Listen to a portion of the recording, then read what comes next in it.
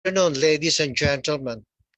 Thank you for joining today's webinar on transformational land transportation systems, which is a project of our MAP Transportation and Infrastructure Committee, which I chair.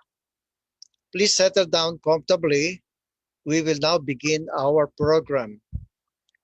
May I request everyone to pause and bow our heads for a short prayer to be followed by the Philippine national anthem. Our most merciful God, we come to you in our weakness. We come to you in our fear. We come to you with trust. For you alone are our hope. We place before you the disease present in our world. We turn to you in our time of need. Bring wisdom to doctors. Give understanding to scientists. Endow caregivers with compassion and generosity. Bring healing to those who are ill. Protect those who are most at risk. Give comfort to those who have lost a loved one. Welcome those who have died in your eternal home. Stabilize our communities. Unite us in our compassion. Remove all fear from our hearts. Fill us with confidence in your care. In this we pray. Amen. Mga kababayan, ang pambansang awit ng Pilipinas. Kayang magiliw, ewas ng sinangalan, alam ng puso, sa titik mo'y buhay.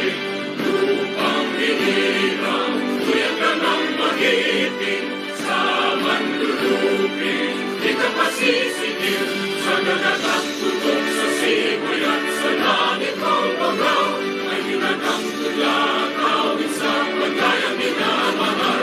Ang isang ng matawad mo'y tagumpay na nag-iindig, ang bituin at araw niya kailan pa may di magtitingin. Lumalang araw ng walang pagsinta, mo'y langit sa piling mo. Ang ligaya ng pagkay mga aking, ang mamatay ng dahil sa'yo. Today's webinar is the fifth of a series of webinars and briefings conducted by our MAP Transportation and Infrastructure Committee. The first one was on upgrading the NAIA to world standard, held on January 20, 2021 with Mr. Edgar B. Saavedra, Chair, President, and CEO of Mega White Construction Corporation. The second one on the EDSA Rapid Trackway Project was held on February 11 with the CEO of Trackway Consortium, Mr. Francis Yosecchio Jr. The third one was with ASEC Alberto Bert Swansing, consultant to the Office of the Executive Director of the Toll Regulatory Board and the point person for the EDSA Busway project. He briefed our committee on updates on DOTR road transport sector projects in Metro Manila. The fourth activity was the May 11 MAP General Membership Meeting with the topic Improving Transportation in the Country and Initiatives on Public Transportation to enable the economies to safely reopen, with DOTR Secretary Arthur Tugade himself. Today is the fifth session on public transportation, and MAP is privileged to have key officials of the Department of Transportation today to give us additional insights on the mind-boggling array of transportation projects and programs. The unprecedented number of sessions is a manifestation of the utmost importance we attach to public transportation, as we firmly believe that it is essential for the proper functioning of society and the economy. For many decades past, we had lamented the severe underinvestment in public transportation. For those of us who travel abroad, we cannot fail to notice the great difference in our transport systems before. But this situation is fast becoming a thing of the past. Let me quote from the recent column article in the Philippine Star of Mr. Andrew Masigan, who is an economist, political analyst, and who also writes for the business world. And I quote, the real game changer of the administration is the Department of Transportation under Secretary Arthur Tugade. With time working against him, Secretary Tugade has been able to realize more infrastructure projects than at any other time in our history. The political will that we banked on from the Duterte administration was best manifested and most evident in the Department of Transportation. He continued by writing that even more worthy, not worthy rather, is that contentious projects that were in limbo for many years have finally been sorted out. Among them is the EDSA Common Station, the issuance of car plates and driver's license, realizing the EDSA busway, and rehabilitating MRT3 and NAIA. There are many like Mr. Masigan who recognize the great improvements in public transportation. But on the other side are those who continue to see issues and allege difficulties. So let us listen to the presentations of our guest speakers. Ltfrb Chairperson Attorney Martin Delgrad III, Undersecretary TJ Batan of the DOTR Rail Transport Sector, who kindly accepted our invitation to give us insights into their respective transformational programs and initiatives, and to address any concerns or possible issues. Before we proceed to our guest speakers, I would like to acknowledge the presence of MAP Vice President Noel Bonoan, who is concurrently the Liaison Director for our Transportation and Infrastructure Committee. Noel, are you there? Would you like to say a few words before we start?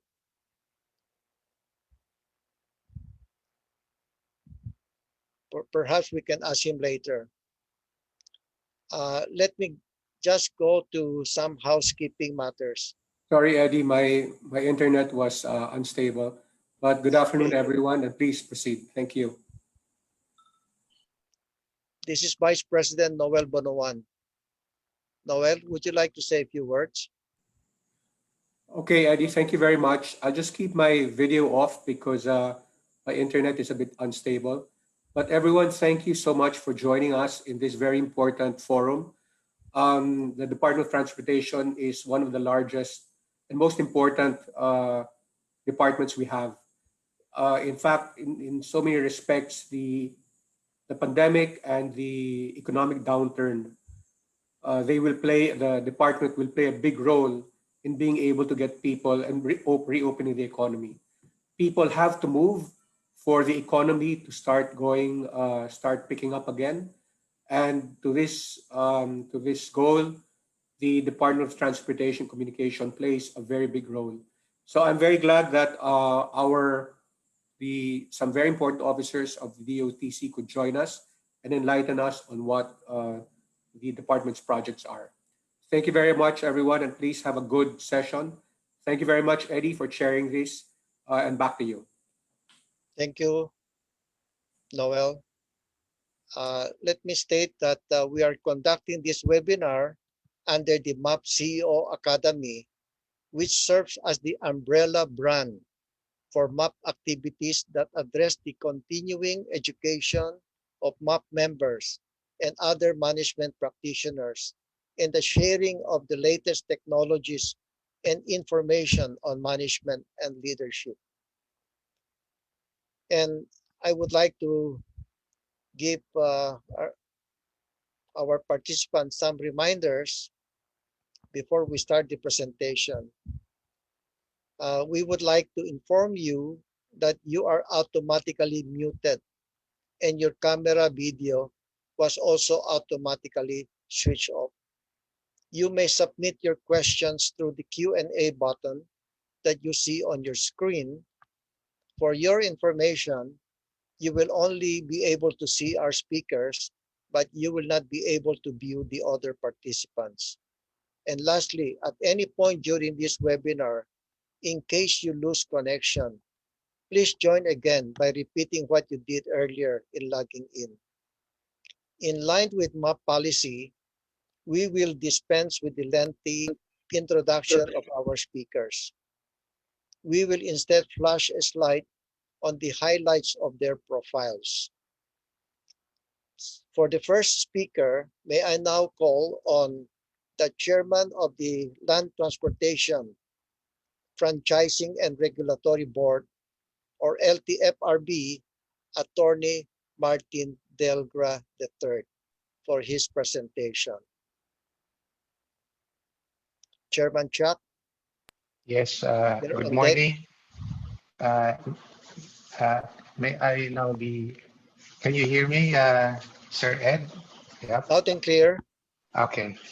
Thank you very much, Sir Ed. Yep. And thank you very much for the invitation that you have extended to us.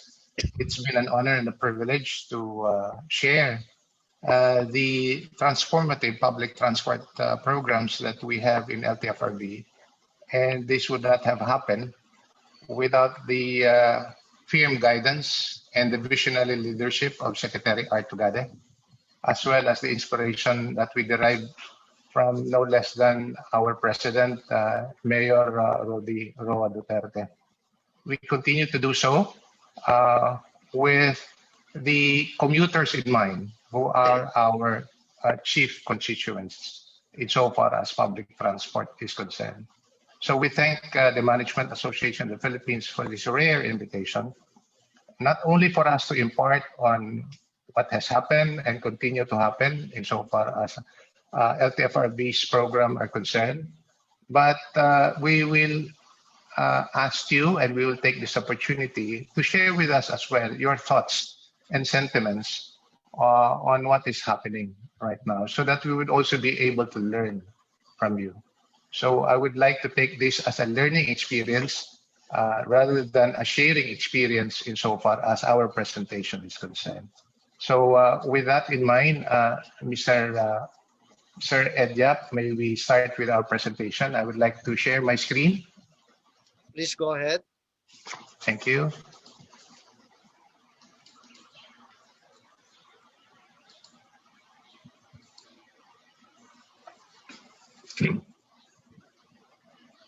As was informed of us to present the programs of Ltfrb, we're happy to note that Ltfrb has gone a long way from the time that this new administration assumed into office. Where were we before? And perhaps even until now, traffic has been tremendous, and the old system is that you have dilapidated and very old public utility vehicles. We run the route on what we call the boundary system, which basically means that drivers are what you call de facto operators rather than the franchise holder, the operators themselves, running the routes because the drivers are the ones who would decide or would have the discretion on when and how they would run the routes insofar as the PUJs are concerned, and even of the other modes, such as the UV Express. There is so much on-street competition insofar as the public transport landscape that we have in the country, not just in Metro Manila. Now, we are given the additional burden with the pandemic at hand, and as a result, closed routes. There were closed routes insofar as the quarantine status is concerned, and that's the challenge that we continue today insofar as having to open routes consistent with the public health protocol as laid down by the Interagency Task Force on COVID-19. So just to give context on the programs that we now have in place, we would just like to inform the body on how public transportation was planned before. When we came into office, there was actually no government-led planning on the road.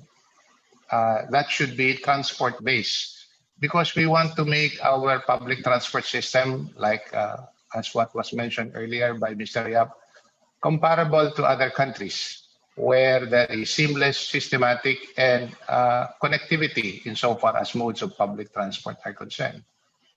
There is also what was planned before is what you call operator-initiated routes, franchises that are being applied for by the operators based on what you call RMC, route measured capacity, which is actually route-based only and not what we call network-based. Because when we need to plan public transport system, we need to look at it in a much greater, comprehensive landscape on how people move, where people move, at whatever time of the day and night. It does not also consider road capacity constraints, meaning what has happened is that, as mentioned, the outcome is that you have low capacity vehicles in high demand areas, leading to reduced road capacity. So nagsisiksikan sa lansangan doon sa mga tinatawag na high volume routes. And because of that, nangyayari din yung tinatawag nating on-street competition. That's the reason why, among other innovations that we have put in place as a matter of policy, is that there would be a hierarchy of modes of public transport when we do transport planning. Kung saan merong mga bus routes, hindi na natin as much as possible papasukin yung ibang modes because mag-away-away lang yung dalawang modes na ito. And it would also be inefficient for two competing modes to be in one route. So we would rather that we plan it out more efficiently by putting them in place on the hierarchy, on the interconnectivity of modes, given demand, given a travel demand. This way, we would also be able to reduce air pollution. What are the contexts still? We know that a public utility vehicle serve about close to 70% of demand. In fact, in Metro Manila, you have the most number of commuters or people moving through public transport next to rail, but uses only 28% of road space. There is also the reality that when we came into office, 180,000, including the other modes that we call PhilCab, majority of them are actually 15 years old and above. I'd like to take note on this statement on this vehicle age policy, because when we came in, the prevailing policy was vehicle age, meaning paglalagpas po ng 15 years yung isang pampublikong sasakyan, then you are mandated to replace your old unit with new current models. That is so insofar as the buses is concerned, the UV Express and the taxi units are concerned, but not so with the PUJ, because there has been a lot of resistance before, and that's the reason why we were never able to address the issue of modernization, fleet modernization, insofar as the PUJ is concerned, not until now under the current administration. And because of that, there has been a study made that PUJ passengers are more likely to get into accident more than private car riders. Because of the very old models of these units, the ambient air pollution in Metro Manila is much higher due to the pollution caused by this old and dilapidated unit. We have learned about this also, the oft-repeated reports that we get from the JICA study of 2014, which at the time pegged at about 2.4 billion in economic losses due to traffic congestion, either on actual loss in terms of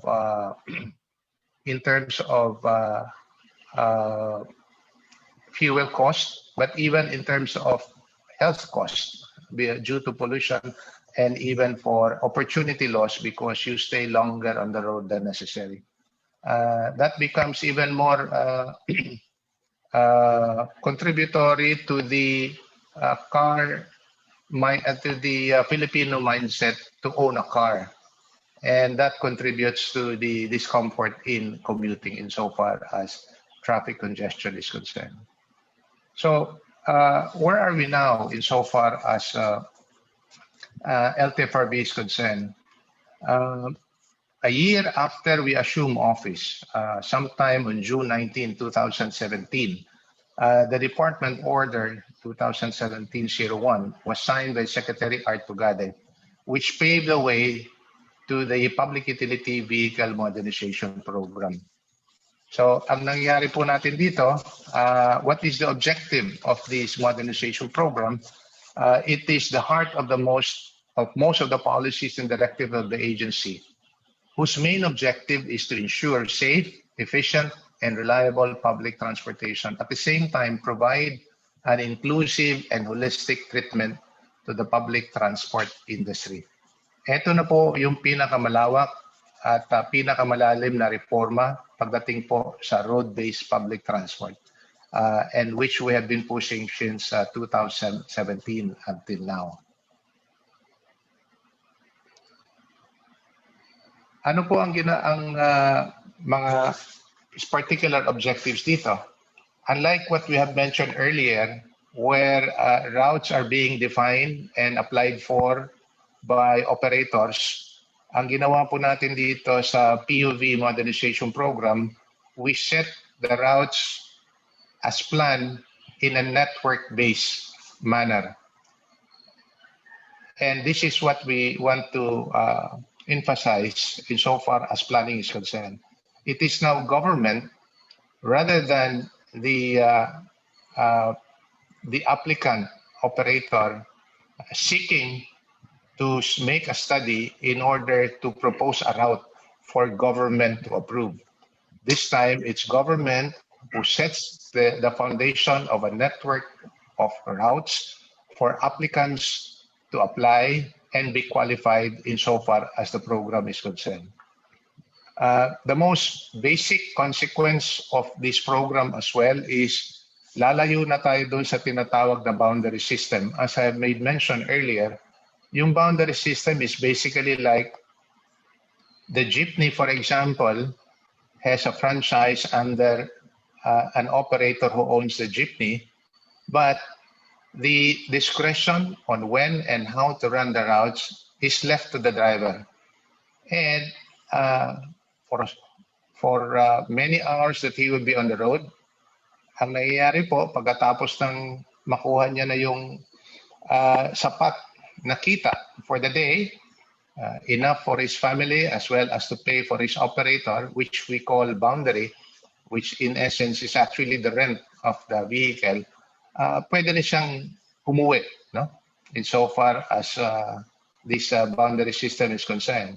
But right now, we envision, and in fact, this is happening insofar as the PUVMP is concerned, where drivers are salary-based with benefit, and therefore they are they get better benefit insofar as the program is concerned, and they don't have to work excessively longer hours. No?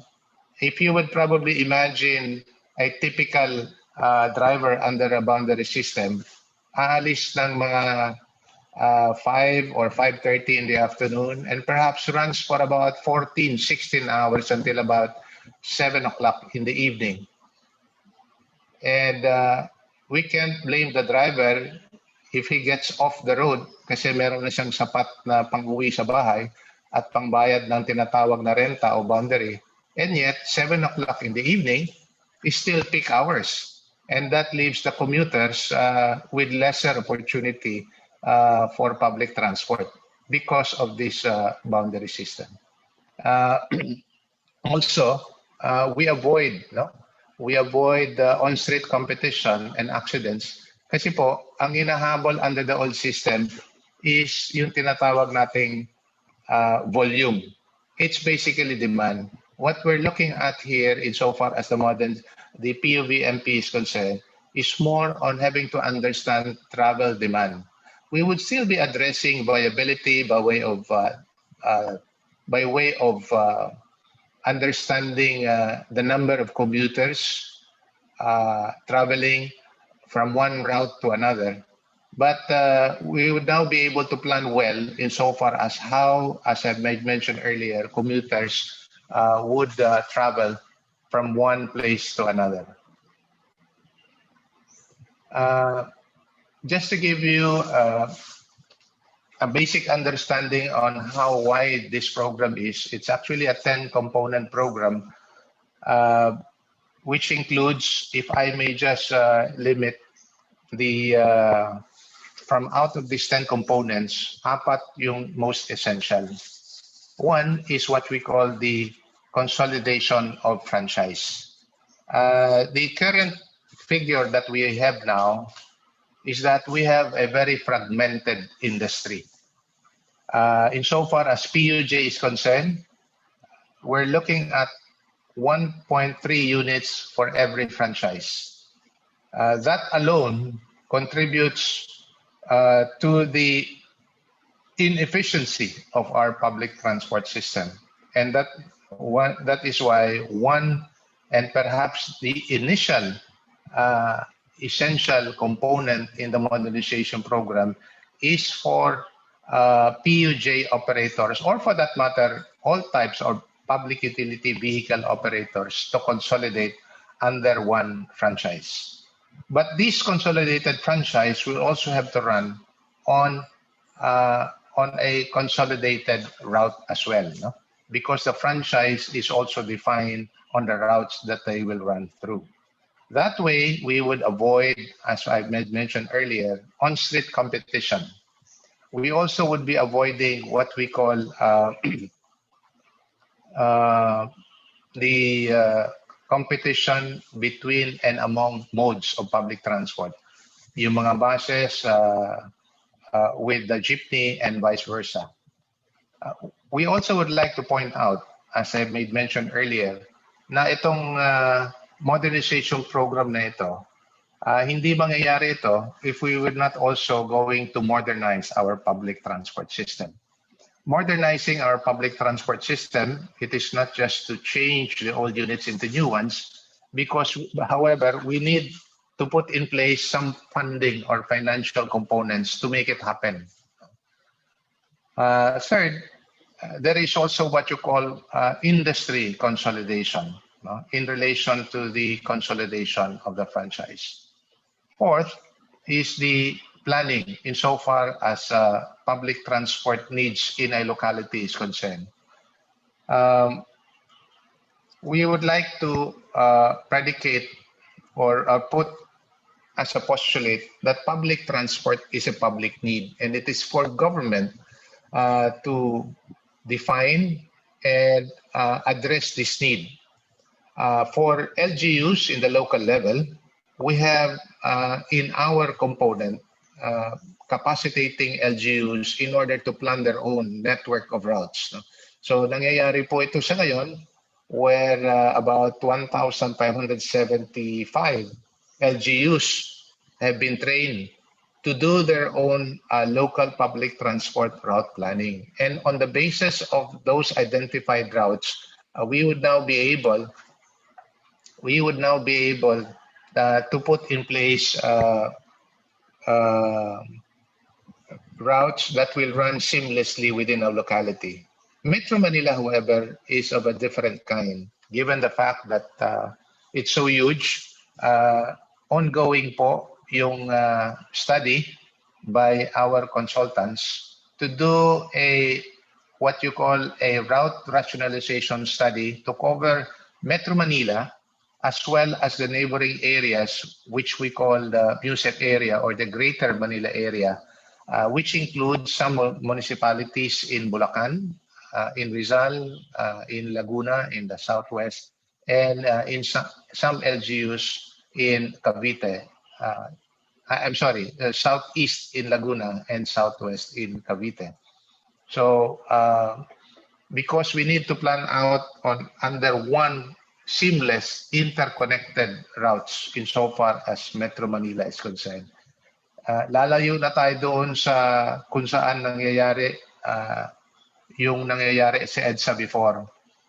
And I would like to I'd like to point out lang insofar as what we are doing right now and the POVMP in relation to what is happening in EDSA is actually a product of this transport planning conducted and managed by government. Ganito po kalawak yung modernization program, kaya kailangan natin ng tulong. No? Marami po tayong program partners dito, from financial institutions like DBP and Land Bank to educational institutions like UP, Ateneo, LaSalle, among others. The government agencies are also involved here, DSWD, DOLE, TESDA, for our social support to give training to drivers and operators who may choose to either remain in the program or may exit the program and they will be given alternative livelihood. We also have DTI in order to provide standards for public utility vehicles. We also have the Board of Investment in order to encourage and define standards for participating manufacturers and suppliers insofar as the units, the modern units that we need. The DILG is very much a partner in this program. As I have made mention earlier, we coordinate and discuss with DILG insofar as the local public transport route planning conducted by the LGUs all over the country po. You might also recognize that even our development partners, GIZ, World Bank, JICA, UNDP, are among others our partners in pushing this program. Ang nangyayari po rito ngayon, insofar as this program is concerned, we're addressing three key issues. First, social. People-first approach, which ensures inclusive, comfortable, safe, and dignified access to public transport. Second, environmental, an urban transport system which reduces its negative impact on the environment and on public health towards a healthy city. Third, economic, efficient, affordable, and economically sustainable transport, which supports the economic viability for the individual and for the metropolis. So yun po yung tatlo na gusto nating mangyayari at nangyayari na po insofar as the modernization program is concerned. Notwithstanding, malayo pa po ang kailangan nating pututunguhan, and that's the reason why with this engagement, we would like to share with you that we continue to do so with the help of everybody. This program is obviously inclusive insofar as the partners that we need to put in place, and that is not to discount the partners that we have on the road. Kasama po yung mga chopper at mga operator of various types of public transport. For NCR, just to give you an example, we already have consolidated a number of routes and putting in place the number of authorized units on those consolidated routes. No? So yung tinatawag nating PUJ Class 2, Class 3 are these types of modern units that were already approved by the Bureau of Standards of the Department of Trade and Industry. Meron din tayong mga rota that were already put in place as a result of the route rationalization. So just to give you a hint on what we're doing insofar as the PUVMP is concerned, the basic program I'm referring to. Ito po ang nangyayari na nakikita natin dito na kailangan natin makita more or less kung saan tumatahak. No? So based on our route rationalization implementation, we define the bus routes, and these are basically what we call the high volume route or the major routes where the buses will have to run. The basic philosophy in public transport planning is that the higher capacity mode of public transport will be the one that we're going to deploy on high volume routes. So we also have defined what we call the modern PUJs. These modern PUJs are the modern units that are already running under the modernization program. So madami-dami na din po yung mga rota that we have identified and for which modern units are already running on the road. Meron din po, no? Hindi natin sinasabi na tinatanggal natin yung ibang modes like the UV Express, which we also have rationalized. We need to rationalize this. And lastly, the traditional public utility jeepneys. So ito po sila yung pinakamarami insofar as the routes that we have defined is concerned. These modes of public transport will remain as they are, as modes for that matter, because they need to address public transport. Aayusin lang talaga kung saan dadaan. Kasi mahirap naman din talaga that we would be inefficient in utilizing these public utility vehicles wherever they simply would want. The basic reality actually on the road is that operators would gravitate to routes where there would be higher volume of passengers. Kung mangyari yan, then ganun po ang nangyari sa EDSA. And that is what we're trying to avoid. Yung sa EDSA po kasi, when we did the route rationalization study, there were about 62 out of 96 bus routes passing through EDSA. And we're talking about 3,200 units passing through EDSA from whichever direction, whether it be coming from as far as Bulacan, that goes all the way down to Alabang or even to Laguna, Santa Rosa, Laguna, or as far northeast of Angat or San Jose del Monte, Bulacan, and down south to either MOA or even all the way to Bacoor, Cavite. So, so that is what we saw, and that is what we have untangled insofar as our PUVMP is concerned. And during the pandemic, everyone was affected. But we saw the opportunity to address route rationalization insofar as EDSA is concerned during the time of the pandemic. As you may recall, when the government declared a lockdown starting on March 15, it took us the opportunity to plan the routes insofar as the bus routes are concerned. And so the heart of that bus route rationalization plan is actually the EDSA route.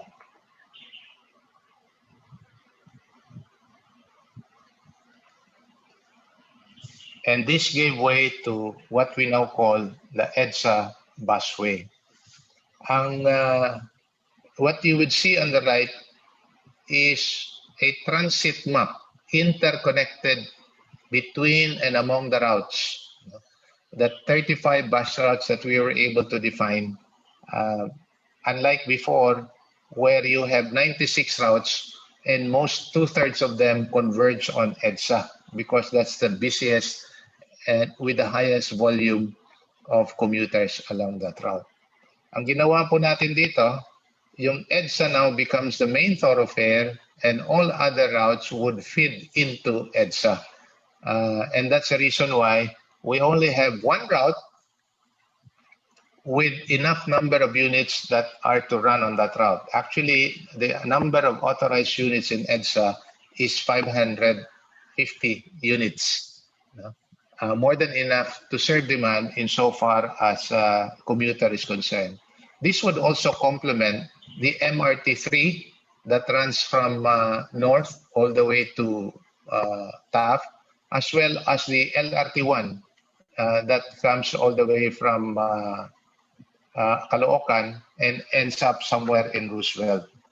So yun po ang ginawa natin insofar as EDSA busway is concerned. Not only did we plan out rationalize the bus route, but the transformation in EDSA also includes the infrastructure and dedicated lane that were put in place. Kahit na maglagay tayo ng isang rota dyan, magulo pa rin ang nasa daan, problema pa rin po tayo. What do I mean? Dati kasi, we allocated 2 bus lanes on the curbside of EDSA, which are competing with private cars, especially those who would be turning right. Kasi maraming mga kanto dyan along EDSA. Unlike before, probably 20, 30 years ago, when we would consider EDSA as a highway, now hindi na po makonsider yung EDSA as a highway. No? It has become the main thoroughfare in a huge metropolis called Metro Manila, and that's the reason why we also would need to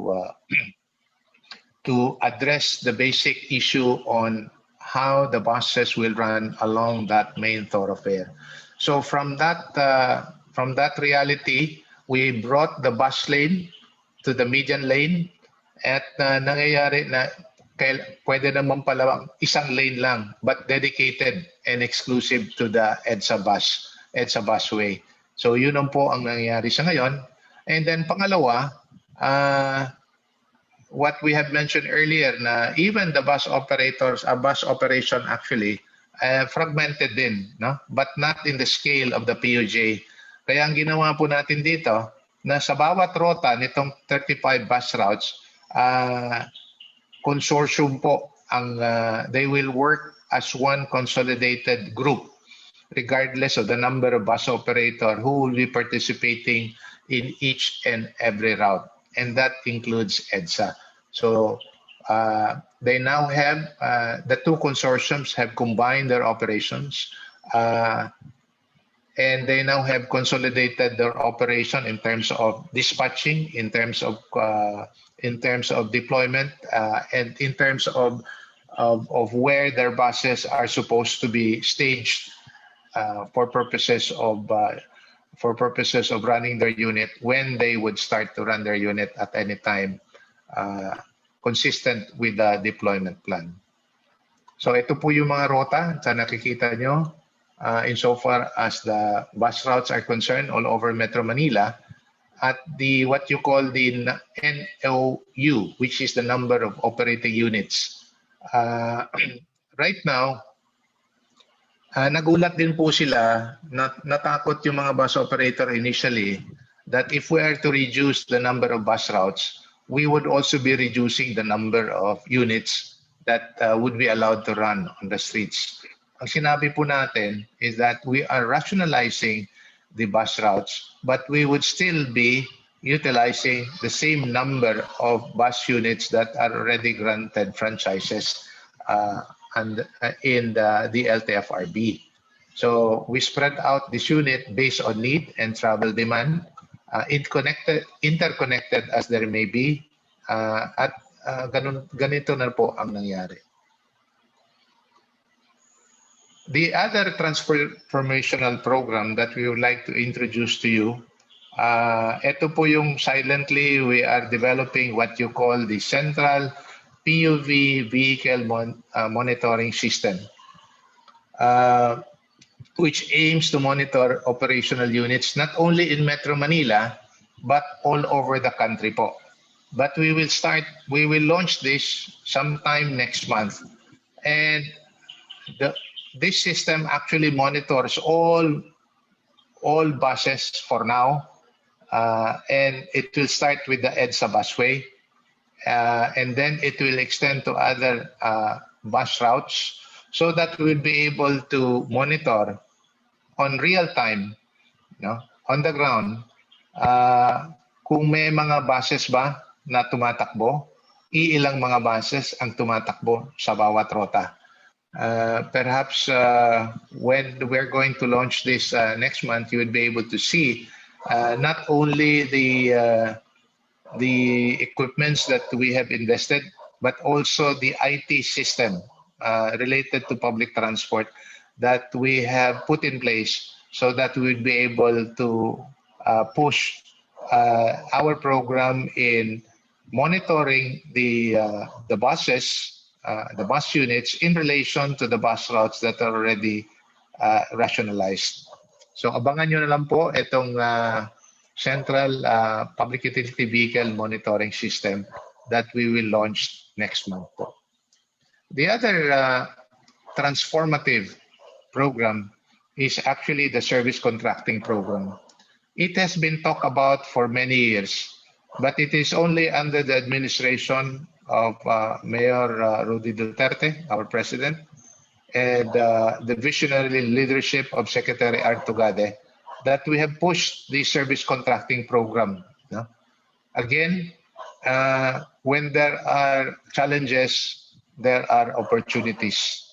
Ang original concept po nito was under the Bayanihan 2 Act,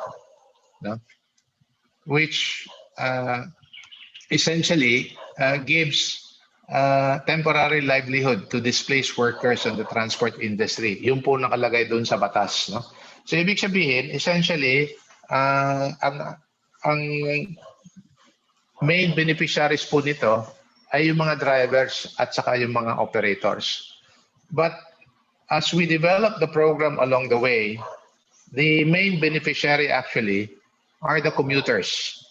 And we would just like to point out how the service contracting works. Service contracting is predicated on the principle that the public transport, as I mentioned, public transport is public need, and therefore the government is to provide that need. Under the current reality now, we have franchises that are given to PUJ, to buses, and they are to run the routes as identified in the route rationalization study that we have made. When they run that route, they are paid to run that route, whether or not they earn on the basis of the fare box that they would be able to collect from passengers. So yun po yung prinsipyo dito. Ibig sabihin, yung pagpapatakbo ng public transport, binabayaran na ng gobyerno, whether in part or in full. So when it is in part, yung po tinatawag nating net service contracting program, whereby jeepneys and buses are paid per kilometer. The cost of operation per kilometer as computed is what is being paid to the public transport providers. Now, having said that, yung nakolekta po nila galing sa kanilang mga pasahero will remain with them. So ibig sabihin, kikita sila sa pasahero, although we know that mahina yung kita sa ngayon because of the reduced capacity, as well as the limitation in terms of travel under our current quarantine status because of the public health emergency. And because of that, government comes in to make their continued operation financially viable. No? So this is the net service contracting program. But the game changer actually is the gross service contracting program. Yung tinatawag nating libreng sakay or free ride that are being provided by public utility buses as well as the modern PUJ. So as you can see, yung buong operation ng mga participating buses and modern PUJs are paid in full by government. So hindi na po nagbabayad yung mga pasahero. Yung EDSA busway po, for example, is already running under the Libreng Sakay scheme or what we call the gross version of the service contracting program. Kaya it has been reported that there are more passengers now taking the buses compared to the MRT3, no? Which runs along the same route. Because libre po yung pamasahe doon sa mga buses along the EDSA busway. So, hindi lang po, what am I saying? Hindi lang po nakakatulong sa mga drivers at sa mga operator, nakakatulong din ultimately sa ating mga pasahero. Kasi sagot na ng gobyerno yung pamasahe ng mga pasahero along the routes na merong mga libreng sakay. Yung libreng sakay po, na-identify po natin yan sa mga rota where what we call the main beneficiaries po are what you call the APOR, the allowed persons outside of residence, those who are allowed to go out in order to work or for emergency purposes, and for the health workers. So yung just to give you an idea, ito po yung mga sinasabi ng mga drivers na talagang natutuwa sila because they were able to receive benefits under the service contracting program. Ito po yung some of the routes that are serving under the service contracting program po. For the traditional jeepney, they're also allowed. In fact, about 75% at least of the participating drivers, or close to 80% of the participating drivers under the service contracting programs are the traditional PUJs po. So just want to cite those facts insofar as the program is concerned. So as we have made mentioned earlier, we are providing ridership for free to what we call APORs and the healthcare workers. So umaabot na po close to, this is the ridership as of last week. So umaabot na po close to 9 million ridership insofar as APOR is concerned, and running about 70 to 80,000 for healthcare workers, not only for Metro Manila, but all across the country. So with that, thank you very much for the privilege and the time given us to share some of the programs that Ltfrb and the OT are implementing insofar as road-based public transport is concerned. Sir Ed and Yes. the audience, thank you very much. Thank you very much, Chairman Chuck. The Q&A for your session will be after the second presentation. So for those who may have questions, you may write in your questions through the chat box. So and now, may I call on our second speaker, Undersecretary for Railways of the Department of Transportation, USEC Timothy John Batan. TJ, Yes, good afternoon po, Sir Eddie. you have the floor. Thank you po. Good afternoon po, everyone. On behalf po of Secretary Tugade, we would like to thank the Management Association of the Philippines for giving us the opportunity to share with you what we have been doing po in the railway sector of the Department of Transport. Before I proceed po, can you see my screen? Yes. Okay, good. Yes, Thank go you. ahead, please. Please continue. Okay. Sige pa. So as most of you would know, the Build program of President Rodrigo Roa Duterte started po in 2016, which essentially embodies the country's most ambitious infrastructure program, well, essentially in history. Now, for the part of the Department of Transport, we are essentially divided into four sectors. So we have our road sector, which Chairman Chuck Delgra presented on. We have our aviation and airport sector, our maritime sector, and of course, the railway sector, which will be the subject matter of this afternoon's presentation. I usually start my presentations by sharing these numbers because this encapsulates the why of the investments and the programs that we have been doing in the railway sector. Based on our latest transport study for the Greater Capital Region, we are losing 1.2 trillion, almost 1.3 trillion pesos in annual economic direct losses only in our Greater Capital Region. So this is not even the entire country. This is only Central Luzon, Region 3, National Capital Region, and Region 4A, which is Calabarzon. Now, just to give us a context on what that means, that is roughly 7% of our GDP in 2019.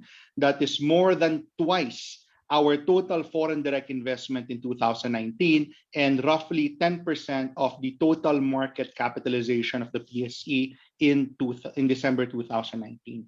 Now, in terms of social welfare services that we could have put this money into had we not incurred this, that's equivalent to more than 1 million public school classrooms, more than 2,100 provincial hospitals. These are the big provincial hospitals, not your smaller hospitals, and more than 4 million hectares of irrigated land.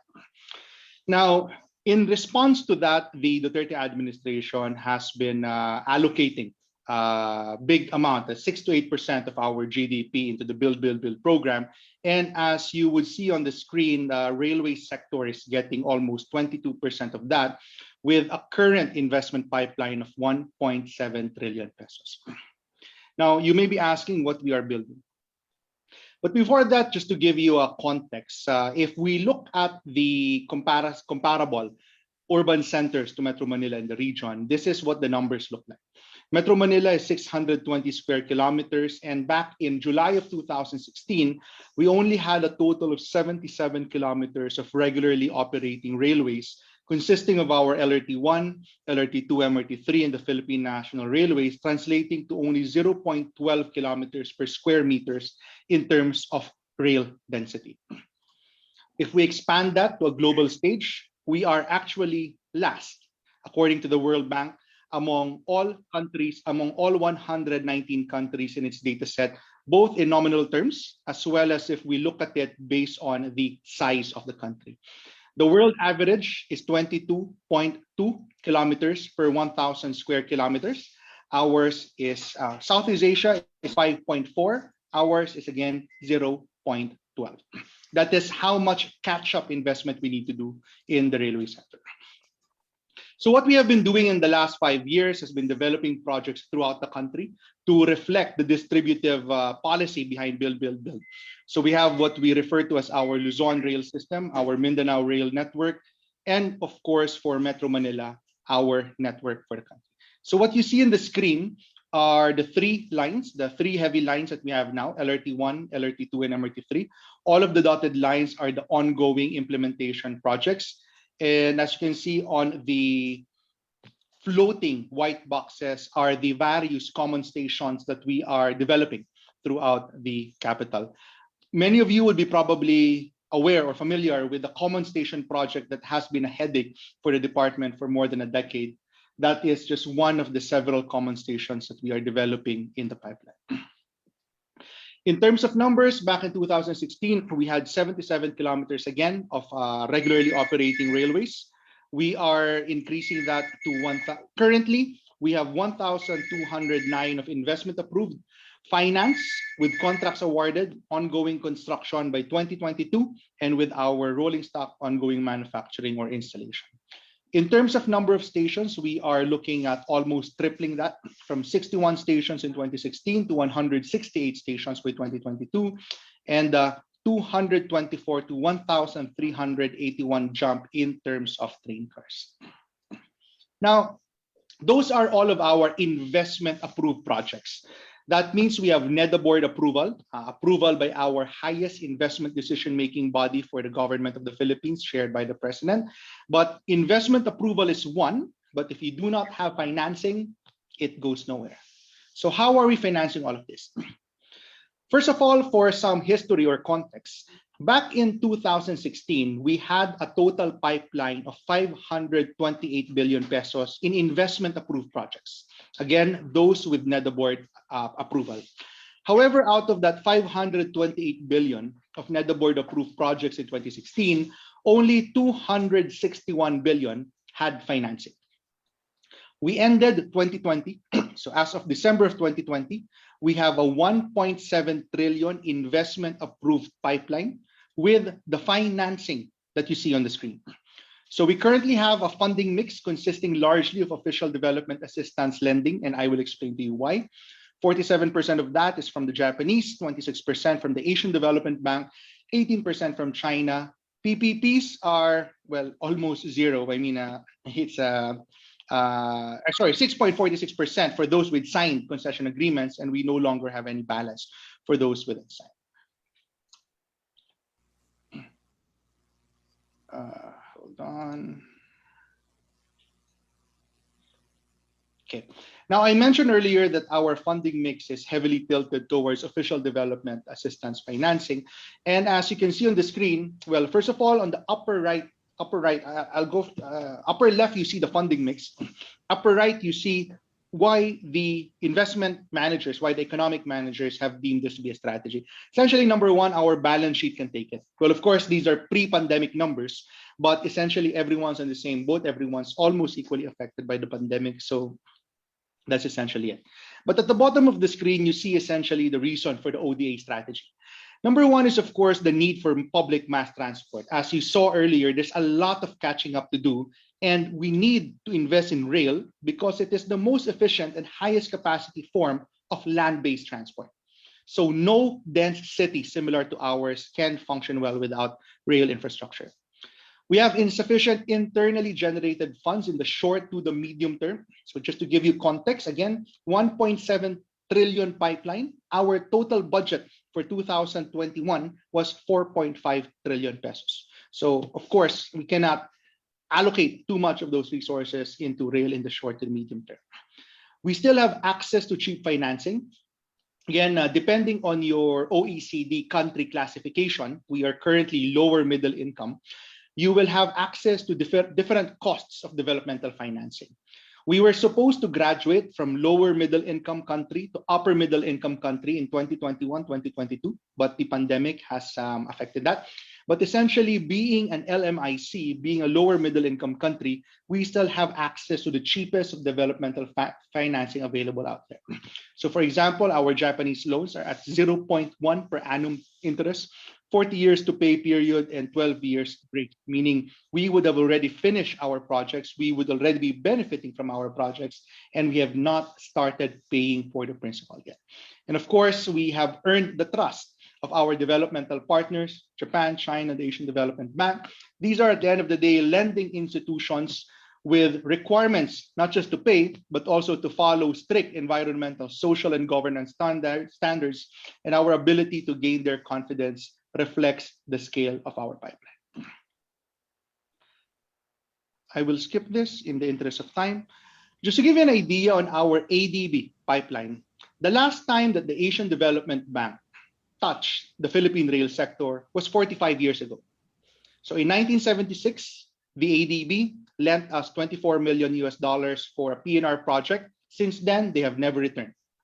Now we have a $2.7 billion facility for the Malolos-Clark Rail project and an upcoming $4.3 billion facility for the further extension to the south in Calamba, which makes us the single largest project in Adb history.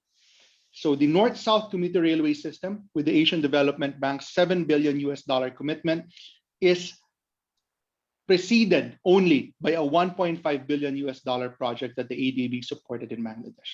So again, in terms of being able to gain the confidence of our development lenders. In terms of grant support, we have been able to marshal almost ₱1 billion in additional grant support only in the last 5 years from the Asian Development Bank. JICA is the same. So from the annual financing support to the rail sector of only 15.9 billion from 1974 to 2015, we are now at 48 billion pesos in the last 3 years. Cumulative grant amount, we have been able to secure a total of $15 billion in grant only in the 5 years prior to 2021 from our Japanese partners. So again, just to highlight the confidence building that we have been doing in order to generate the financing that we need to develop all of these projects. Because again, you can have investment approval, you can have NEDA board approval, but if you do not have the money, if you do not get the confidence of the development lenders who can provide those financing, then nothing will happen to your project. So just to give you an idea on our 5-year outlook on our CapEx spend, as you will see, we are peaking next year, but that is because we are only looking at the current pipeline of our projects, which we refer to as Pipeline 1. I'll give you more insights on that. Now, you may have investment approval, you may have gotten the confidence of your development lenders, but unless you get the confidence of Congress to spend, nothing will come out of it. So as you can see on the screen, we have also been able to get confidence of our legislators in order to authorize us to invest all of these funds into the railway sector. Now, you have investment approval, you have financing, you have congressional authority to spend, but if you do not have contractors, then nothing happens. And this is our contracts pipeline for the last 2 decades. When we started in July of 2016, we only had 10 contracts, actually 9. We only had 9 contracts in July 2016 because contract 10 and contract 11 were already awarded by this administration. We ended 2020. So as of December 31 of 2020, we have a total of 34 awarded contracts in the railway sector with an average contract amount of 16.8 billion pesos per contract.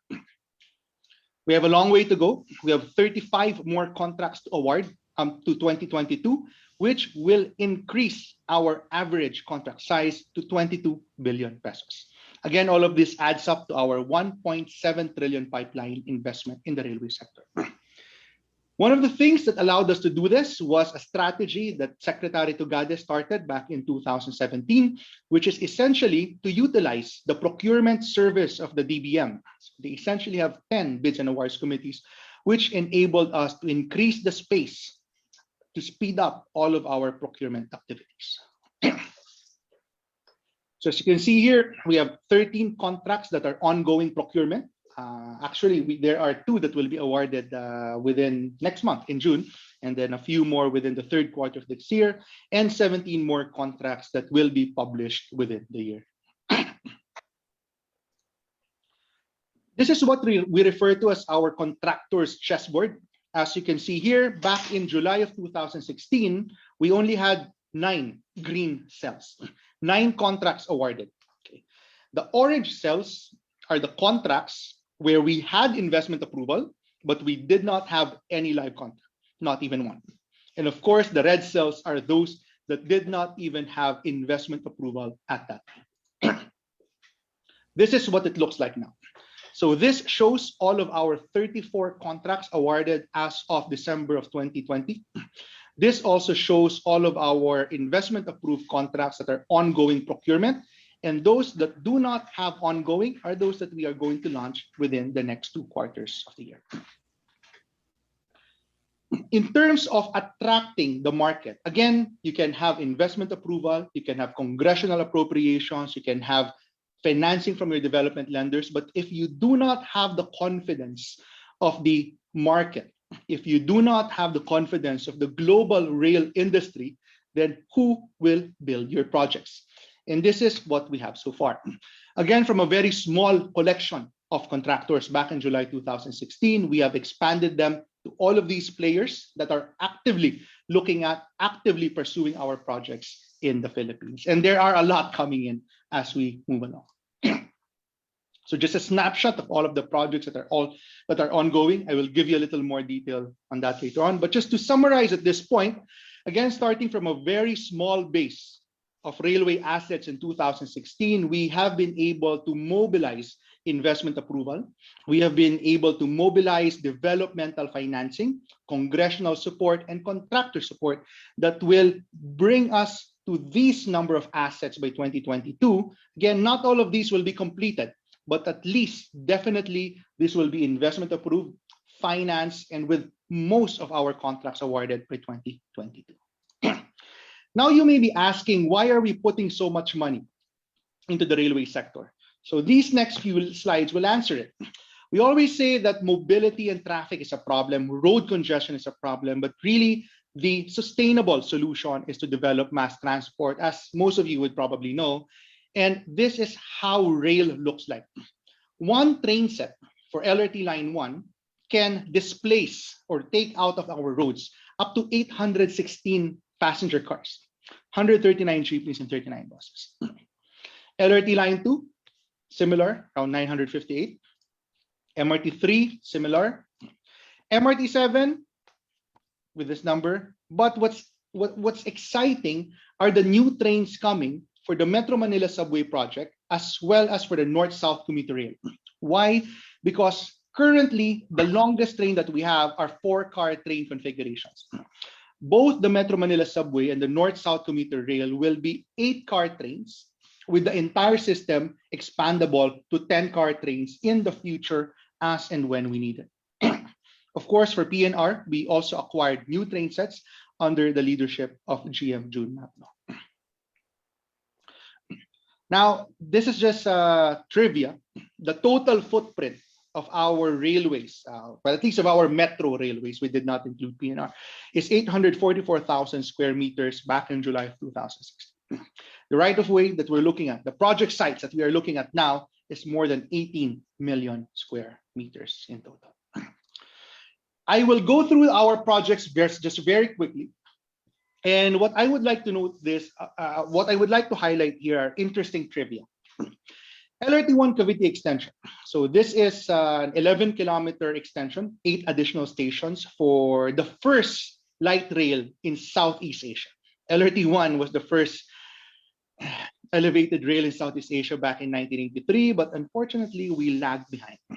So this extension was first approved for investment back in August 25 of 2000.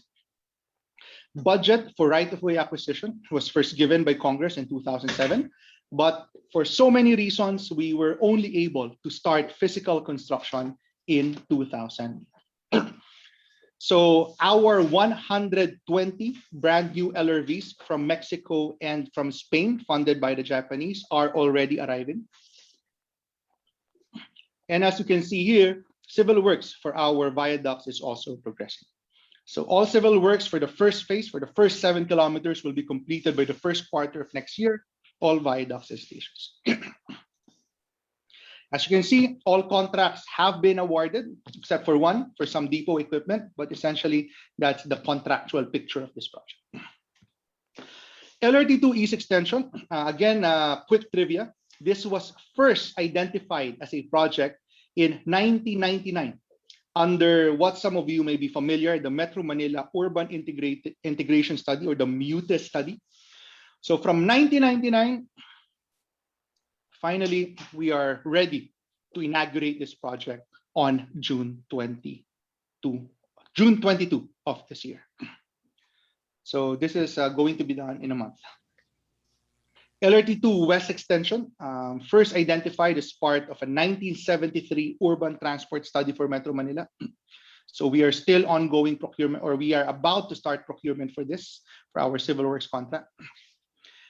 MRT3, all of you would probably know about. Again, just a quick trivia. The highest daily ridership of MRT3 was 622,000 passengers on August 17 of 2012. This went down to its lowest average monthly ridership of 244,000 recorded in February 2018, largely because of unfortunate maintenance practice adopted in the past. As you can see here, from usually before, from 20 trains that's running, we went down to as low as 6 trains back in February 2018. We have been able to restore that up to 22 trains running. From 45 unloading incidents in January 2016 to November 2017, it's more than 1 a day. We were able to bring it down to 5 from December 2017 to April 2019, and eventually down to 1.6 with our current maintenance provider, Sumitomo and Mitsubishi Heavy Industries. So again, together with our Japanese partners, we are on track to restoring design capacity of MRT3 by the end of this year. We have already resumed 60 kilometers per hour operations. We have been able to field out 20 to 22 trains during peak hours, and our headways, the gap between trains, have been reduced from 10 minutes before down to 4 minutes now. We're bringing that down to 3.5 minutes. MRT4, this is going to be an Asian Development Bank finance project. Again, quick trivia, this was first conceived in 1995 as part of President FBR's infrastructure program. He ordered studying a Silangan Express 2000 railway system, which would connect Metro Manila to Rizal and Quezon. So finally, in January of 2000, just last year, we were able to get investment approval for this project. So this is one of our youngest, actually it's our youngest. It's our youngest project in the pipeline, but at least finally it's moving. MRT7, which many of you may be familiar about, something that you may not know is that this was an unsolicited proposal submitted back in August 27 of 2001. The concession agreement was signed in August of 2008, but again, for so many reasons, we only started construction in 2016. This entire line will be completed by December of 2022. Our trains are ready for delivery in South Korea, and we will start having our test runs by the first and second quarter of next year. The Metro Manila Subway project, our first subway to be constructed, not first subway to be thought about. Because the first time that we thought about a subway was in 1973, when it was proposed in the 1973 Urban Transport Study for Metro Manila to start developing a subway system for our capital. As you may have seen, our first 2 tunnel boring machines have started to arrive. We are having a total of 25. So the first 2 are already in country. This is the site of North Avenue Station. So for those of you who may play golf at the Veterans Golf Center, then we took 1 hole out. So just to give you a quick overview of all of the contracts, so we are still in the process of procuring most of our civil works contracts. Our partial operations, our first segment is already ongoing construction, but that's essentially the picture of all of our contracts for this project. Common Station, which again you've heard about in the news, was actually first approved as part of another project in December 13 of 2006. So it used to be a part of the North Extension project of Lrt1, but again, for so many reasons, did not move for more than a decade. This is what it looks like now. So what you see on the upper left hand of the screen is the common concourse that will connect Lrt1, MRT3, MRT7, and eventually the subway. And this will be structurally completed by the end of the year.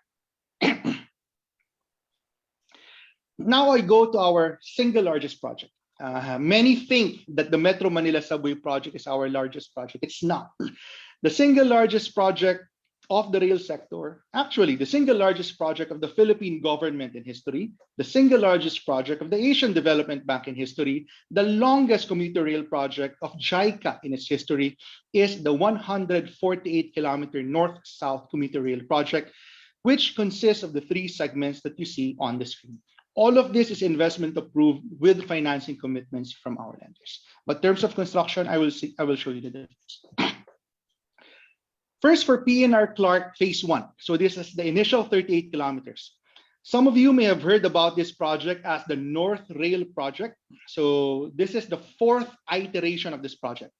Originally in 1993, it was supposed to be a BCDA Spanish PPP project, did not push through.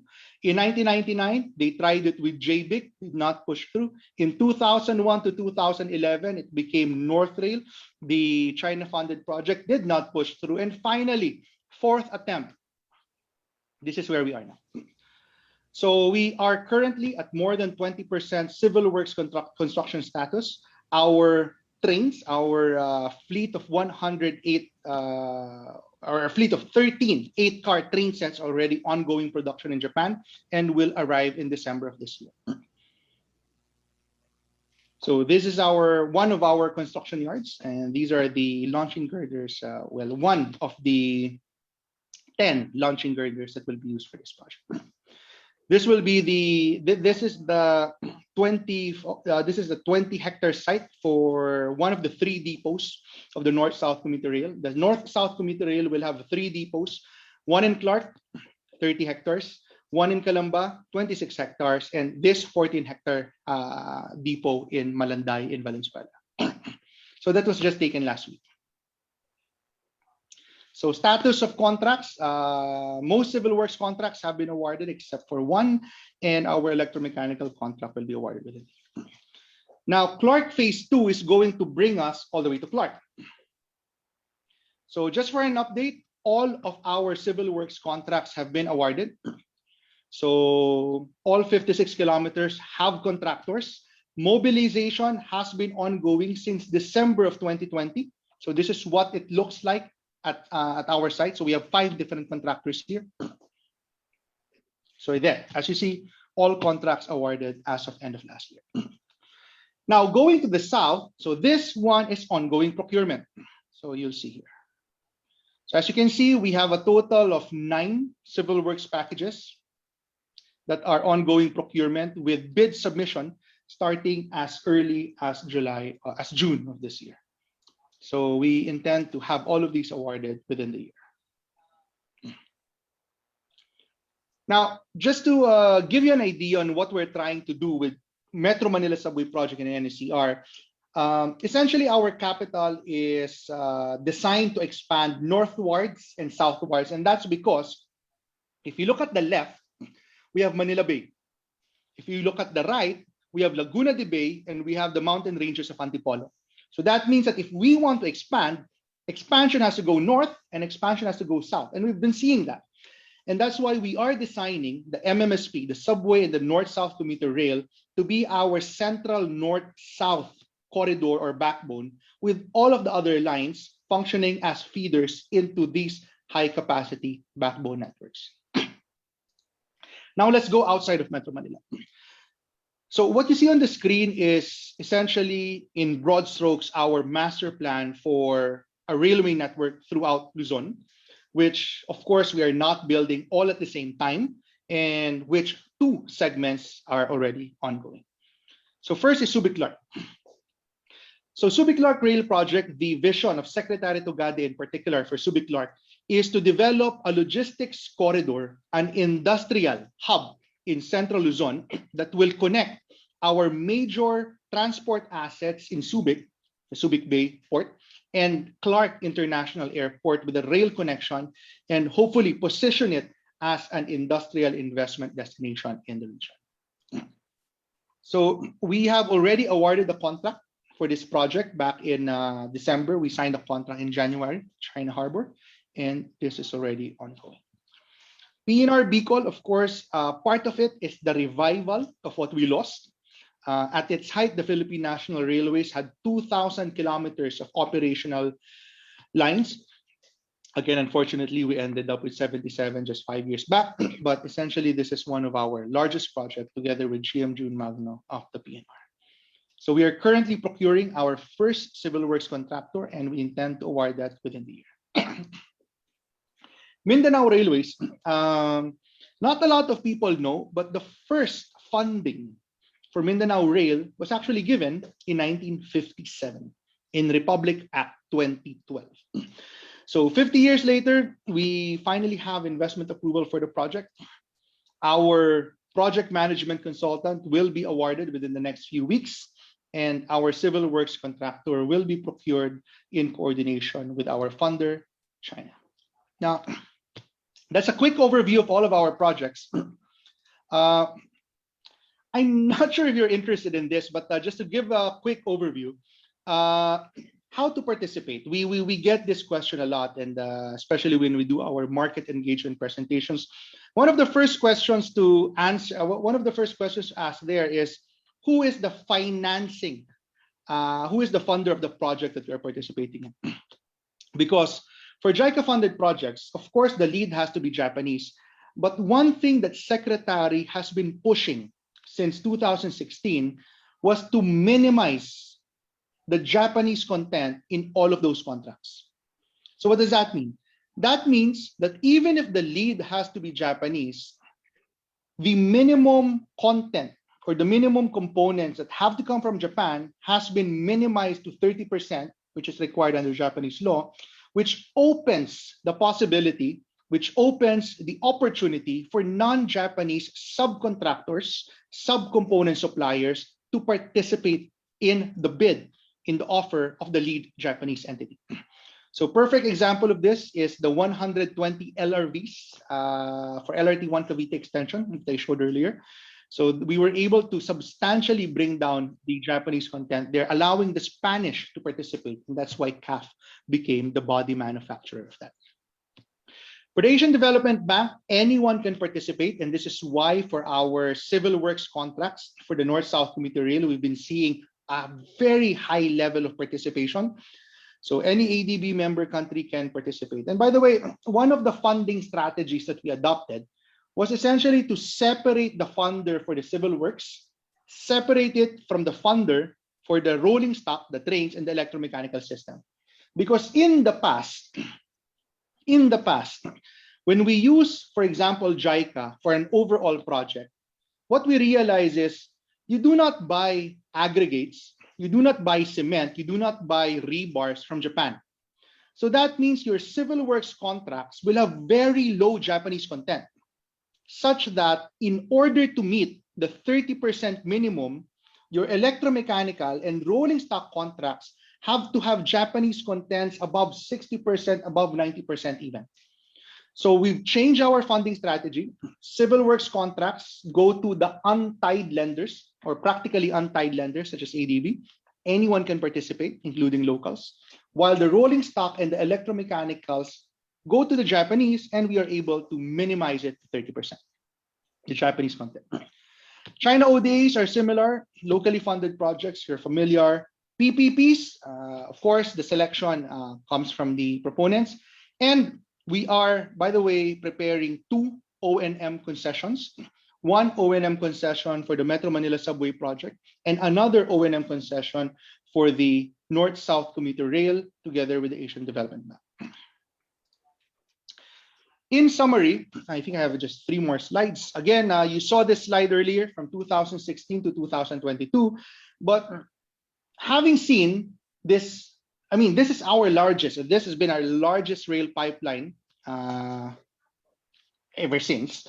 But given the catch-up that we need to do, we actually need 4 to 5 more similar size pipelines just to catch up. So we're doing all we can to make sure that everything we learned from pipeline 1, we refer to it as pipeline 1, we consolidate all of those learnings to enable us to develop pipelines 2, 3, 4, 5, and 6, because that's what's needed for us to catch up. Now, interesting note, as you can see on the lower left-hand side of the screen, currently all rail projects that have been identified in our master plans, actually, all rail projects identified in our master plan from 1999, identified in 2014, identified in 2017. We like identifying projects, but we have a problem turning them into reality. All rail projects that have been identified in our master plans for the last 2 decades are already ongoing. So this year, we have started shifting some of our bandwidth into project development to develop pipeline 2, because our pipeline is running dry. Now, this is maybe just a trivia for you. One of the reasons, one of the drivers for that pace of development is really an increase in implementation capacity for the railway sector of the department. We started in 2016 with only 24 people. We ended 2020 with 433. Right now, we are almost 480, and we are yet working on filling up more than 900 positions. So I guess this is my last slide.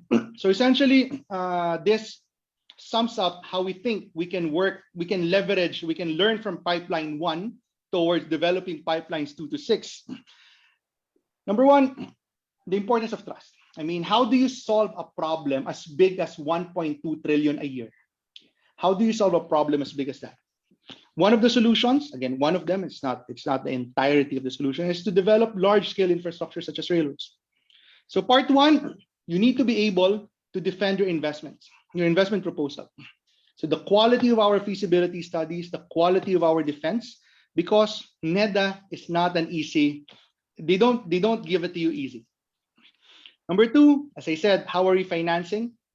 Unfortunately, we cannot afford all of these investments yet, and we have to rely on development lenders. So you have to gain the confidence, you have to gain the trust of the lenders.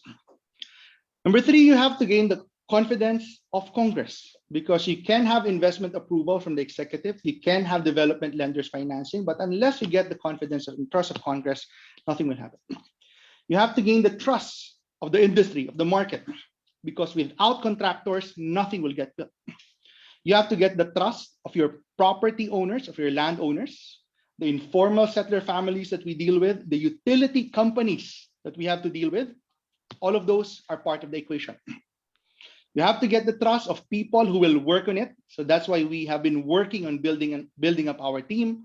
And of course, all of the other stakeholders in government for a one government approach. So unless you have all of that, projects will remain drawings and nothing will get implemented. And that's my last slide. Thank you very much. And I'd be very happy to take questions. Thank you and good afternoon. Thank you very much, Yusek, PJ, for that very comprehensive report on the rail transport development projects. Well, as I said, never before in our history have we seen such a mind-boggling array of road and rail transport projects in our country as now. We will next go to the Q&A session, and I would like to introduce the members of the Q&A panel. Mr. Glicerio Sikat, who will chair this panel. He's a member of the MAP Transportation and Infrastructure Committee, former Undersecretary of the DOTC, consultant of Inter-Pacific Capital Corporation, Mr. Ferdinand Ferdi Inakay, member of the MAP Transportation Committee, former President and CEO of MRail Incorporated, consultant of Metro Pacific Movers, Mr. Augusto Gas Lacman, member of MAP Transportation Committee, former president of the Automobile Association of the Philippines, and currently the president of Logic Management, Inc. Glisser, will you please ask the first question and take over? Thank you very much, Eddie. Good afternoon, ladies and gentlemen. We're now ready for the Q&A. As mentioned earlier by our MC, please submit your questions through the Q&A button on your screen. Sorry, but due to time constraint, MAP members and guests can only ask their questions through the Q&A button. There is no time to give each one the opportunity to put forth his or her questions individually. Let me now start with my own question. I had so many questions here earlier, but their presentations were really, really comprehensive that many of the questions I thought of are no longer relevant. But there is one question here that might still be important, no? This came from one of the audience. This came, is monorail system part of your plan for Metro Manila? If not, why not? If yes, when or where? And then, is the BRT part of your plans? If yes, where and when? I guess that's for Yusek Batan. Sir, I will take the monorail question po, and then I will pass to Chairman Delgra for the BRT question. Yeah, okay. For the monorail question, the MRT4 project, the Line 4 project, was given investment approval, assuming that it will be adopting a monorail technology. Now, what we usually say is that we shouldn't start with the technology. We should start with the requirement. We should start with the need, because it's the need, it's the capacity needed, it's the demand. It's the transport demand as well as the landscape, the site condition that would determine whether it's appropriate to go with this or that technology. So it's not technology first and then we plan. It's identify the demand first, understand the landscape, then you choose the technology. And if the conclusion is go with monorail, then you go with monorail. Again, we have one project in the pipeline that has been developed and has been approved as a monorail project, and that is Line 4 from Rizal going to Gilmore along Ortigas Avenue Extension. So the answer is yes, there is room, there is space for monorail technology in the overall mix. So for BRTs, I pass to Chairman Del. Thank you very much. Thank you. Yes, thank you, Yusek TJ. Thank you, Glisa.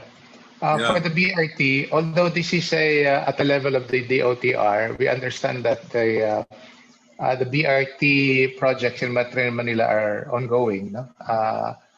Foremost of which is the one along EDSA. It's under feasibility study for now. And however, the concept, insofar as the BRT system is concerned, is already laid on what we're seeing right now, which is the EDSA bus system, dedicated on the median lane, and then we have stations along this 28-kilometer route from Monumento all the way down to PTEX. No? So ongoing po ang feasibility study. But there is also one project, a BRT project in Cebu, that is also ongoing, and that Secretary Tugade, in his recent visit in Cebu, has been pushing, and we are looking at partial operability of the BRT in Cebu before the end of this year. So we're looking forward to that, the launch of the first BRT system in the country, which will be in Cebu. Also, a modified version of a modern bus system that is also taking shape is actually the one in Davao. We don't call it BRT, but we call it high priority bus system, because among other things, the bus will actually run not on a dedicated lane, but on a protected lane, following the main road networks along the city. So that's also currently being planned insofar as the high priority bus system in Davao City is concerned. This is, if I may, this is actually the ADB funded project also. Thank you. Thank you. Thank you also. Thank you to both of you. For the next set of questions, may I call now on the other members of the Q&A panel, starting with Ferdy Inakay, followed by Mr. Augusto Lagman. Ferdy? Let me unmute. Thank you, Mr. Sikat. Good afternoon, everyone. Good afternoon, Yusek TJ. Good afternoon, Attorney Martin. Very impressive presentations that you have brought forward in this session. Thank you in behalf of everyone who has been attending. Now, I would just like to chime in first on the comment regarding the monorail. Indeed, in transport planning, you have to consider investments and growth. Growth in the vicinity service as well as in the development area. And when you say growth, you consider population as well as economic.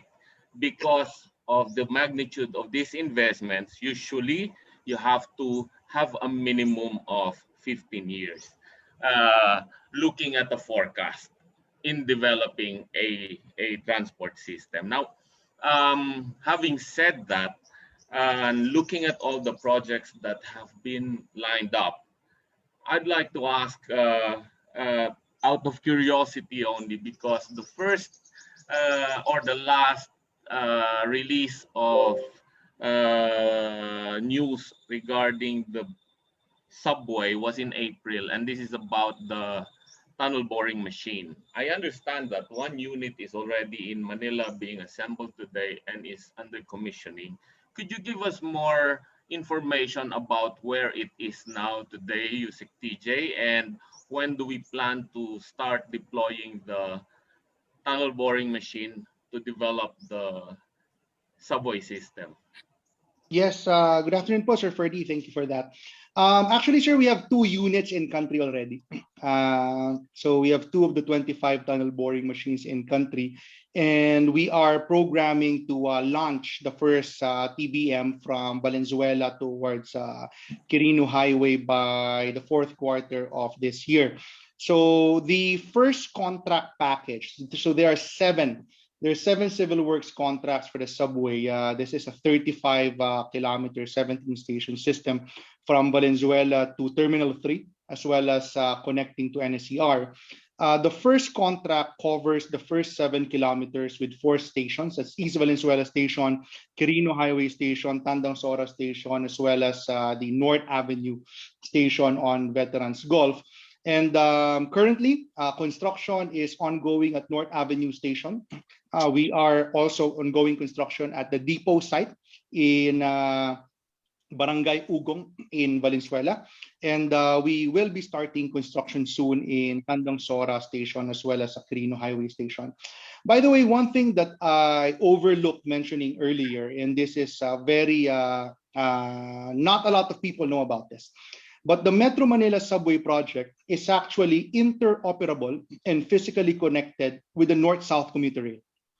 So that means that, let's say, for example, you ride a subway train at North Avenue Station, you can remain in that same train and get off in Calamba.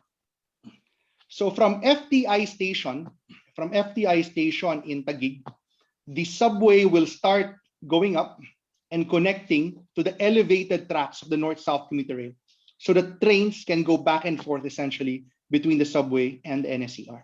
So that's where we are now, Sir Ferdy. By next year, we are expecting some of our key facilities to be completed, especially in the depot. And that's where we are on the subway. Thank you very much, TJ, and Godspeed. Shall we now have Gus Lagman, please? And mute. Okay. I'm speechless. Some of these things, Giselle and I have been talking about many years ago. And now looking at the list that I wrote down, listening to Attorney Delgra and USEC Batan, more than what we've been discussing before are in this list. I mean, we've been talking about subway for many years, and now it's going to happen. And so I'm overwhelmed and very happy and very excited. I have only one question, and that is, how many years do you think will this take? This is, Giselle and I are interested in this because we'd like to see this be completed because we're both we're both 80, more than 80 years old now. So the question is, when do you think can at least 80% of these plans going to be completed? USEC Batan? Yes, sir. For LRT1 Cavite Extension, the first 7 kilometers will be operational by early 2023. LRT2es Extension will be inaugurated next month. MRT7 will be completed by December of next year. The subway will be fully completed by 2027. The north-south commuter railway will be the Clark side. 2023, we will be operational for the first phase. 2024, we will be fully operational up to Clark. 2025, we will be fully operational up to Calamba. So generally, sir, an elevated railway requires around 36 to 48 months from first shovel to the ground. Subway requires 72 months from first shovel to the ground. And the good news is all our projects already have shovels to the ground. So Wow. at most, sir, you're looking at 72 more months. Congratulations, Very nice. Yusek. Sure, it's a team effort po. We always say that Sir Gus, siguro po one thing that people always talk about is the concept of political will. If there's something, I haven't been in government long, but from what I've seen po from my principals, from my bosses, from the president to the secretary, well, I guess this is what the political will looks like, and this is what political will gets done. Very good. Congratulations. Congratulations, Yusek, Attorney Delgra. Congratulations. And I'm Attorney happy, Delgra, I'm happy that many of these will be completed before before we go. we go. Thank you. Well, there being no more questions, because the presentations were very, very comprehensive, much Yes. more than we expected. Congratulations again. Sir, I think there are questions po in the Q&A tab. Yun, there are three. If you may, Mr. Sikat, may I read one? Yeah, please do. Yeah, this came from Mr. Robert C. of Mupas One Coalition. I know Yusik TJ can easily handle this. Rail development is urgently and badly needed, but the current investment mix is severely unbalanced with all the eggs in the rail basket.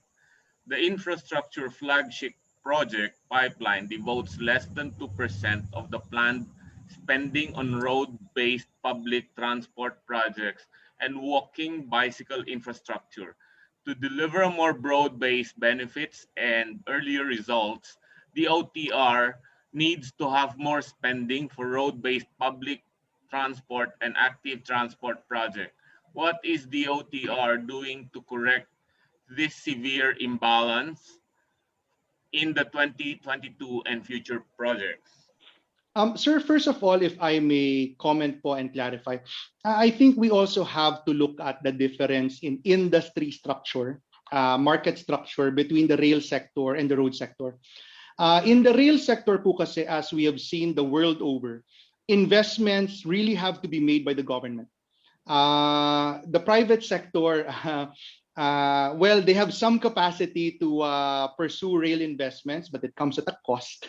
If government can do it efficiently, then it's really something po that is usually done by governments. And that is the reason why a very big bulk of our capital investments are allocated to the rail sector. Share, if you don't mind, I'll comment lang po konti about the road sector. In the road sector po kasi, as you've seen, a lot po of the programs actually do not require a lot of the game-changing programs do not require a lot of capital investments from government. So for example po, PUV modernization is private sector, essentially a private sector finance initiative, and that's why po we are not seeing it in our disbursement profile. So hindi po namin kailangan gumastos ng pera to make changes or to implement game-changing changes for road sector. However po, that is not to say that of course there's a lot of investments that also needs to be made in the road sector. And I think po, yung sinabi ni Chair kanina na may ongoing studies na po tayo for capital investments in the road sector, I pass it on to Chairman Chair. Thank you. Thank you. Yes, Yusik. Oh, I'm sorry. Sir, Lizer, if I may. Go ahead, please. Yes, po. I subscribe to the observation of Yusek Batan. Essentially, when we look at comparing in terms of budget or funding requirement between rail and road, kitang-kita agad yung diferensya. No? Rail projects are heavily capital intensive in character. But road, there are infra requirement, but not as heavy as the one of rail. That being said, however, the way we look at the road sector, innovations that we're putting in place are mostly on technology and systems, making the existing units that we have now more efficiently run. But it is not to say, however, that we're not going to modernize our current fleet, nor are we not going to invest also on public transport. Active transport to complement our road-based public transport. We still need to invest on that because when we talk about people having to wait for public transport, they need to be safe and comfortable going to even to the nearest bus stop, for that matter, or the jeepney stop. No? So even the access to these stops will have to be addressed as well, no? Insofar as people having to take public transport is concerned. So we are addressing that. No? I would like to. It has always been a challenge insofar as budget is concerned, and that has been the challenge of government year to year when we come up with funding government projects on a very limited budget scheme year to year. No? I'm saying that in a general sense, but insofar as road-based public transport is concerned, public sector participation is obviously very much welcome, as in fact they're part of the whole scheme insofar as providing, say for example, technology providers in running efficient IT, road-related IT systems are concerned, or even providing modernized units. No? What government is doing right now, insofar as financing is concerned, is to provide subsidies for the purchase of modernized unit. Just recently, Secretary Tugade has actually doubled the equity subsidy for those co-ops who are willing to apply for a loan with either DBP and Land Bank in order to modernize their units, no? From 80,000 to 160,000 pesos per unit. We have a loan portfolio for that. And it's still not fully utilized until now. So we look forward to co-ops, no, wanting and who are currently supporting our public utility vehicle modernization program to avail of these loan and financial packages put in place under the program. So thank you very much, sir.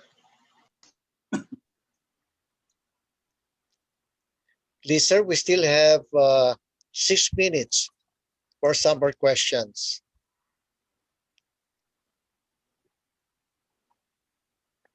Okay, I have one. Hello, Glisser. Chairman Chuck, will you please tell us about intermodal connectivity, road and rail connectivity? I know that you are working on something along this line. Perhaps you can share some information with us on this. Yes, thank you very much for that question, Sir Ed. The transportation philosophy of Secretary Tugade is about interconnectivity. No? When we talk about road-based public transport, it is not just interconnectivity between and among modes, meaning connecting road bus routes with PUJ route or UV Express route with premium bus routes, things like that. No? But also interconnectivity with other modes of public transport, which includes rail, maritime, and aviation. Let's talk about maritime. The RoRo service is actually a good example about complementing both road-based public transport and maritime. And that's precisely why when we talk about, say, for example, inter-island bus routes, no, from Mindanao to Manila, for that matter, we need the support of the maritime sector to provide rural service. Insofar as the rail is concerned, the the current challenge now, insofar as the PNR routes are concerned, and this is what we're doing right now, Sir Ed, is that like the PNR routes going all the way to Laguna, we are in talks with PNR under GM June Magno to provide road-based or PUV routes, for that matter, feeding into the PNR lines, both in the south, in the middle, and in the north section of the PNR lines. So we're now finalizing these routes to feed the commuters from where they are on the south into the PNR lines, so that there would be seamless connectivity for people to take the rail all the way up to the north side of the PNR. Beyond Manila or even Valenzuela. So yun po ang ginagawa namin sa ngayon, because we really need that interconnectivity, Sir Ed. Otherwise, babalik tayo dun sa lumang sistema na na hindi natin ma-address. No? We cannot address the travel demands of people. The commuter, for that matter, has to have an array of choices insofar as public transport is concerned. Thank you. As May I quickly comment on that lang po? Yeah, please go ahead. Yes, sir. Intermodal connectivity po is very important for us in rail, because we recognize po that rail is not a last mile transport mode. So very yung pangalan. Parang may hindi nakamute po. Naririnig ka. Si Sir Arnold po ata yun, sir. Go ahead, TJ. Yeah, yes. That was Arnold. So, sir, very important po ang intermodal connectivity for rail, because very few people will have the convenience of having a railway station within walking distance from their homes and from their places of destination. So one thing po that we have been doing, nabanggit po ito ni Chairman Chuck kanina, yung ongoing po na route rationalization being done po by the Ltfrb as well as by the various local governments outside Metro Manila. We work very closely with them po to make sure that the capacities of our stations, the location and capacities of our stations are plugged in to the road-based public transport network. That's one. So we're plugged into the road-based network po. Number two, all of the new stations, all of the MMSP, the subway and the NSCR stations have what we call station plazas. So gone are the days po when you build a railway, you drop it in a locality and then wait for the locality to adjust.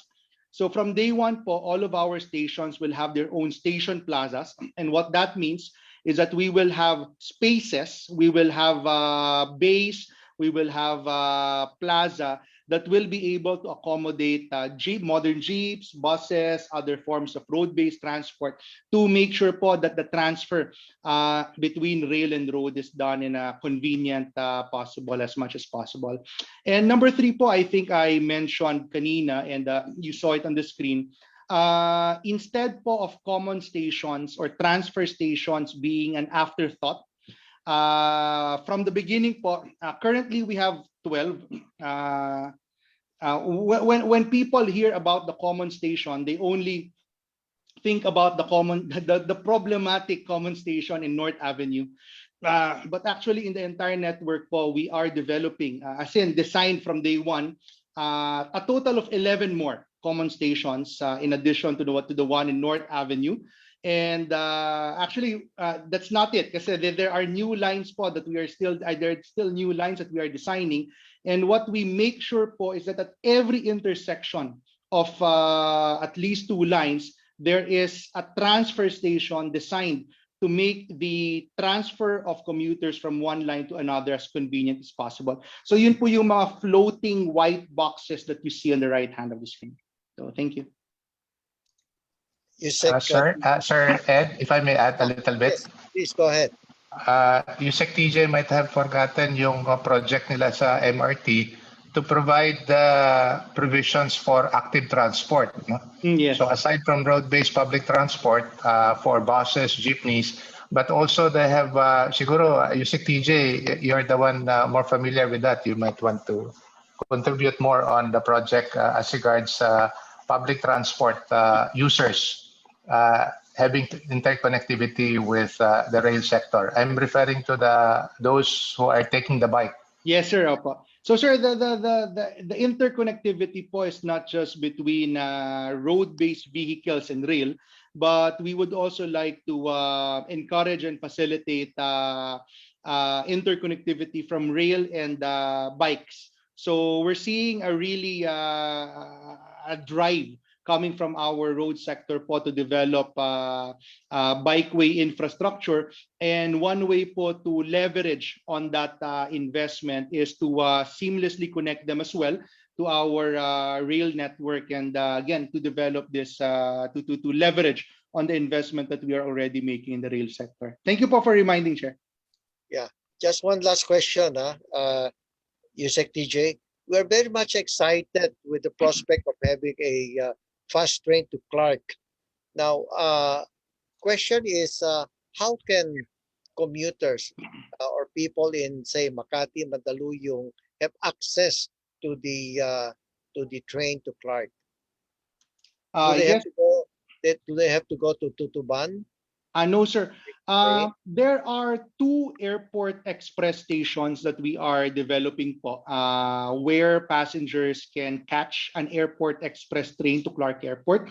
One is at the Buendia station of the PNR. So, well, it's in the vicinity of the current Buendia station of PNR, but most likely we will be changing the name later on into the Makati Airport Station.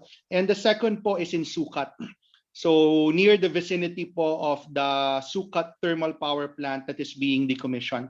So there po, if you want to go to Clark, again, it's a less than 1 hour non-stop from Makati to Clark Airport, 56 minutes. That is the design parameter, and that's where you can go po if you want to catch a plane in Clark.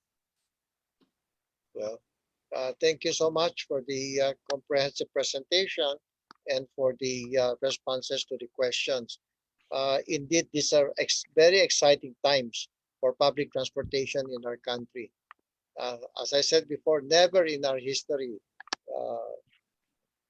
do we have such a broad array of public transportation development projects.